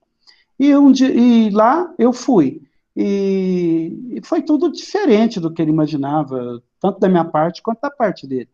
E eu comentei uma coisa com ele, eu falei assim, olha, o senhor tem que tomar muito cuidado, quem que o senhor convida para vir aqui como médium. O senhor não me conhece, o senhor nunca me viu. Por outro lado, eu também tenho que tomar muito cuidado com os convites que eu recebo. Também não conheço o senhor, eu não sei qual é a intenção do senhor, né? Deu tudo certo, mas já houve ocasião, me convidaram para participar de um determinado trabalho numa determinada cidade, quase aceitei o convite, e depois eu fiquei sabendo que as pessoas estavam cobrando das pessoas interessadas, por exemplo, a pessoa ganhava uma camiseta, mas tinha que pagar, acho que R$100 para participar da reunião. Então tem que tomar cuidado. Mediunidade, tomar cuidado. Então, continuando, já para terminar, eu acho que hora que é aí, André? Será que dá para ler aqui rapidinho? Dá, né? Dá tempo sim, pode ler. Então vamos fazer aqui essa leitura que é muito importante. Essa mensagem esse livro, Espírito da Verdade, foi psicografado pelo Valdo Vieira e pelo Chico. Eu vou ser franco, eu não sei quem psicografou essa, se foi o Chico ou se foi o Valdo. Tem que ver ali qual médico que recebeu o ímpar, qual médico que recebeu o par. Mas André Luiz, tanto pelo Chico quanto pelo Valdo, é impecável, né? Não dá para saber qual médico recebeu. Mas vamos ler. Ele fala o seguinte: Decálogo para os médiuns, é baseado no capítulo 26, provavelmente, no item 7, não sei de qual livro, aqui embaixo já está falando. Ele fala assim: rende culto ao dever, não há fé construtiva, onde falta respeito ao cumprimento das próprias obrigações. Nós falamos isso, rende culto ao dever. Dever de quê? O dever profissional, por exemplo, o dever de pai, o dever de mãe. De repente, eu lembro que o Cláudio me contou uma coisa que me tocou muito. O Cláudio, amigo nosso, médico, né, que foi presidente da nossa casa, amigo nosso de muito tempo, ele comentou assim que uma vez ele encontrou o filho de uma grande personalidade espírita de Uberaba. Ele falou assim para esse rapaz: nossa, o seu pai era o máximo, né, de espírita, seu pai era isso, seu pai era aquilo. Olha o que o rapaz disse. Realmente, meu ai era o máximo, mas meu pai era o máximo mais lá fora do que dentro da nossa casa. Às vezes eu sou o máximo lá fora, eu sou o bambambam, sou disputado, sou o missionário lá fora, mas às vezes eu deixo tarefas básicas na minha casa para me dedicar à mediunidade. Às vezes eu deixo meu filho, a minha esposa, eu deixo as obrigações do lar e faço da casa espírita um refúgio. Isso às vezes acontece na vida de tantos. Eu vou para o centro espírita às vezes para me refugiar, para ficar livre da minha família ou coisa do tipo. Então, que tipo de missionário é esse? Né? Então, vamos continuar. Trabalha espontaneamente. A mediunidade é um arado divino, que o óxido da preguiça enferruja e destrói. Então, mediunidade é trabalho, trabalho, trabalho, trabalho. Quem está pensando diferente, não fica pleiteando mediunidade, não. Não te creias maior ou menor, como as árvores frutíferas espalhadas no solo, cada talento mediúnico tem a sua utilidade e a sua expressão. A gente deve contentar com a mediunidade que tem, com o compromisso que tem, né? E não ficar achando que é menor do que os outros. Cada um tem seus compromissos, suas responsabilidades. Não esperes recompensas do mundo. As dádivas do Senhor, como sejam os fulgores das estrelas e a carícia da fonte, o lume da prece, a bênção da coragem, não tem preço na terra. Então, a gente não tem que esperar nenhuma recompensa do mundo como médium. Não centralizes a ação. Todos os companheiros são chamados a cooperar no conjunto das boas obras, a fim de que se elejam a posição de escolhidos para tarefas mais altas. Então, a gente começa das tarefas mais simples, né? E as tarefas mais altas, as responsabilidades maiores vão surgindo conforme a nossa entrega, conforme o nosso comprometimento, conforme o nosso ardor pela tarefa, conforme o interesse que a gente vai despertando nos benfeitores espirituais. André Luiz diz uma frase bem interessante: quando o trabalhador está pronto, o serviço aparece. Então, vamos ficar aí de prontidão, né? Às vezes a gente está pronto, eles estão mandando o serviço, estão mandando o caso para nós, e às vezes a gente corta a volta desse caso, ou não se envolve, enfim, né? Todo bem, muito antes de externar-se por intermédio desse ou daquele intérprete da verdade, procede originariamente de Deus. Estuda sempre, à luz do conhecimento, armar-te ao espírito contra as armadilhas da ignorância. Realmente. Coisa triste é ser ignorante no que diz respeito ao espiritismo. Coisa triste é ser ignorante no que diz respeito à mediunidade. E tem médium preguiçoso. Médium preguiçoso é o que eu mais conheço na minha vida, até hoje. Eu estou falando em todos os sentidos. Médium preguiçoso de se dedicar a trabalhos sociais, médium preguiçoso no que diz respeito ao estudo. Tem médium que não sabe nada de espiritismo. Sabe nada, não conhece nada. Por quê? Porque tem preguiça. Eu conheci vários e conheço. Não te irrites. Cultiva a caridade e a brandura, a compreensão e a tolerância, porque os mensageiros do amor encontram dificuldade enorme para se exprimirem com segurança através de um coração conservado em vinagre. Olha, se eu estou propondo a apresentar Jesus para os outros, se eu estou propondo transformar meus braços nos braços de Jesus para abraçar e para acolher, seria um grande contrassenso eu fazer isso irritado, ofendendo os outros, dando patada em todo mundo. É por isso que a gente sempre reenfatiza tratar os nossos assistidos com todo o amor possível, com toda a ternura possível. Por quê? Porque eles estão lá na condição de necessitados e a gente precisa acolher eles, né? Desculpa incessantemente. O ácido da crítica não te piora a realidade. A praga do elogio não te altera o modo justo de ser. E ainda mesmo que te categorize a conta de mistificador ou embusteiro, esquece a ofensa com que te espanquem o rosto e, guardando o tesouro da consciência limpa, segue adiante, na certeza de que cada criatura percebe a vida do ponto de vista em que se coloca. Então, a crítica é importante, né? Às vezes o médium vai conviver com tudo isso aí, com a crítica, com o elogio, enfim. Mas o importante de tudo é colocar a consciência tranquila. Um dia, uma pessoa falou uma coisa para mim que eu não esqueço. Falou assim, olha, Laura, existe muita diferença entre servir a Jesus e servir aos espíritas. Eu estou aqui para servir a Jesus e não aos espíritas. E a gente repete isso, que vocês sirvam para todo mundo. Ninguém está lá no Irmã Valquíria para servir a Eliane, para servir ao Alaor. Estão lá para servir a quem? Servir Jesus, servir os espíritos, servir a espiritualidade. E a gente tem que aprender a diferença entre seguir o Alaor e seguir o espiritismo, entre seguir o André e seguir o espiritismo. Tem muita diferença. Eu segui os espíritas e seguir o espiritismo. Então a gente já está concluindo. Não temas perseguidores. Lembra-te da humildade do Cristo e recorda que ainda ele, anjo em forma de homem, estava cercado de adversários gratuitos e de verdugos cruéis, quando escreveu na cruz, com suor e lágrimas, o divino poema da eterna ressurreição. Os espíritos dizem, prezados irmãos, para finalizar, que as trevas, as portas das trevas se abriram em algumas ocasiões. E uma das ocasiões que as portas das trevas se abriram foi quando Jesus passou pelo mundo. Olha, por quê? Em muitas ocasiões em que Jesus passou pelo mundo, conversando com os supostos endemoniados, muitas das vezes ele não estava conversando com aquele encarnado, estava conversando com espíritos, e ele foi perseguido de todos os lados. Então, o que a gente tinha a dizer era isso. Creio que passou uns minutinhos, sim. Passou, sim.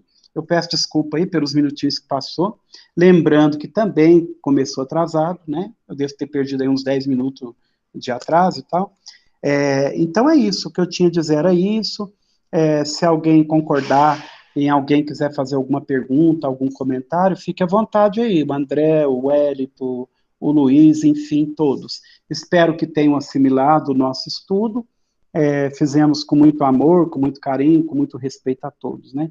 Que Jesus nos abençoe. Então, Laura, de nossa parte, mais uma vez agradecer esse estudo, que foi muito bom, viu, Laura? Fluido, bacana, muito legal, Laura. Bom demais, muito obrigado, viu? Imagina. Será que alguém quer perguntar alguma coisa, André, das pessoas que estão participando aí? Olá, Laura.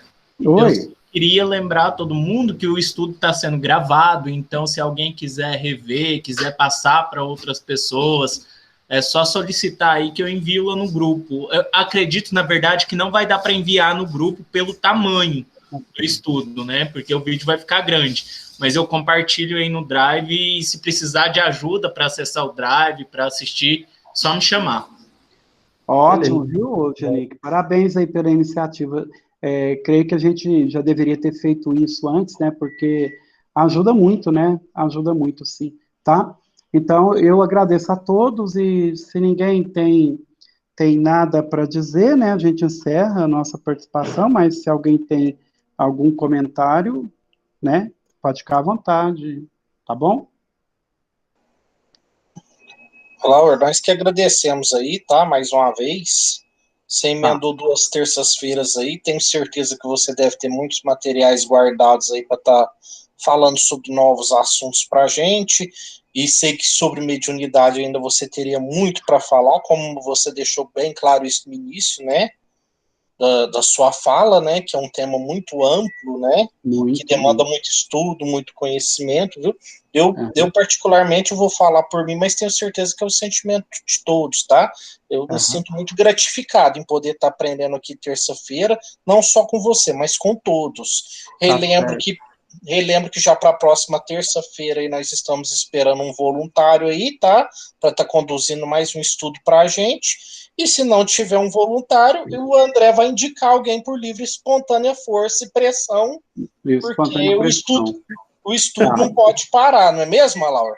Sim, e eu queria dizer também, espero que encontre outros, né?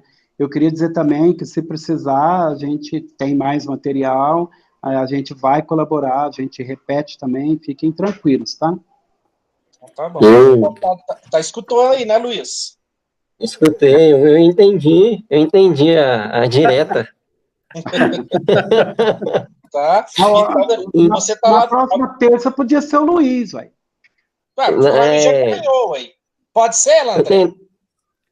Por mim tá tranquilo. Ô, gente, esse Edson, falar pra você, viu? Não vale nada. Pode ser o Luiz, velho. Então você tem que mas eu tentei o contato com... Isso é tudo aula do Alaor, nós tá ficando assim por conta do Alaor, ele que faz isso com a gente. Sei. Eu tentei contato aqui com o Giovanni, ele é palestrante aqui em Lafayette, um excelente palestrante, por sinal. Eu tentei contato terça-feira, quarta passada, mas eu acho que ele nem visualizou. Eu só tenho o Instagram dele. Eu vou ver se eu consigo o WhatsApp dele e faço mais uma tentativa. Caso eu não consiga, aí a gente vê o que a gente pode produzir até lá. O problema é que sexta-feira eu vou para a roça da minha esposa visitar meus sogros. E lá a internet é muito difícil. É dia sim, dia não, é muito raro. Mas aí a gente pode ver. Não, mas aí a gente vai te dispensar então, senão vai atrapalhar seu... Eu não quero atrapalhar você. Lá, ó. Não, deixa aí, ó, o Hélito aí, o André, eles dão um jeito aí, ó, o Hélito... Eu acho que o Hélito está pronto para semana que vem. Mas aí, ô Luiz, de toda forma, você vai se preparando já, tá? Tá, combinado. O que é seu tá guardado. Que pressão, hein, Luiz? Ele é seu. Você viu, né? O Hélito joga para mim, eu jogo para ele. Olha lá, oi. Hein? A Eliane... Então, ele vai fazer agora, ela podia fazer pra gente aqui. A Eliane, o pessoal tá perguntando. Exato. A Eliane falou que pode, concordou. Ótimo, perfeito. Boa. Vamos ver o que ela vai fazer. Olha, lembrando, Alor, que agora, por exemplo, na quinta-feira agora, o trabalho do passe lá no centro na quinta-feira, a condução lá do estudo do Evangelho vai ficar por conta do Janik, tá? Tá. E na próxima quinta-feira eu acredito que talvez o Ailton e a Sheila vão fazer em parceria o estudo de quinta-feira também. Tá certo. Tá bom? Tá Laura, ótimo. eu acho que nós já nos alongamos demais, 21 e 19, né? Então é isso aí. Tá, então terça que vem, Eliane, então. A Eliane, então. A gente vai definir o tema aqui, tá? Combinado. Então tá bom, depois só me passar para me divulgar. Tá, e faz aí, ou sei lá quem aí, faz uma prece aí finalzinha e pede de novo para a Soneca, né? Tá? Perfeito, né? Isso. Então, prezados irmãos, vamos mais uma vez agradecer ao nosso Mestre Jesus pelo espírito reinante de união, de fraternidade que temos um para com os outros aqui nessa plataforma. Que Jesus nos abençoe, nos ampare e que esse espírito de união possa se estender além da nossa família espírita que somos, mas que ela possa chegar também aos nossos vizinhos, aos nossos amigos, aqueles que trabalham conosco, mas principalmente, Mestre Jesus, Fortaleça-nos para que sejamos melhores espíritas, melhores pessoas dentro do nosso lar. Pai nosso que estais no céu, santificado seja o vosso nome. Venha a nós o vosso reino. Seja feita a vossa vontade, assim na terra como no céu. O pão nosso de cada dia nos dai hoje. Perdoai as nossas ofensas, assim como nós perdoamos a quem nos tem ofendido. Não nos deixeis cair em tentação, mas livrai-nos do mal. Que assim seja. Boa noite a todos. Boa noite. pessoal. Jesus abençoe Grande a todos. abraço. Deus Boa abençoe. noite. Valeu. Boa noite, um abraço. Valeu. Tchau, tchau. Tchau. Tchau, obrigado a todo mundo. Valeu.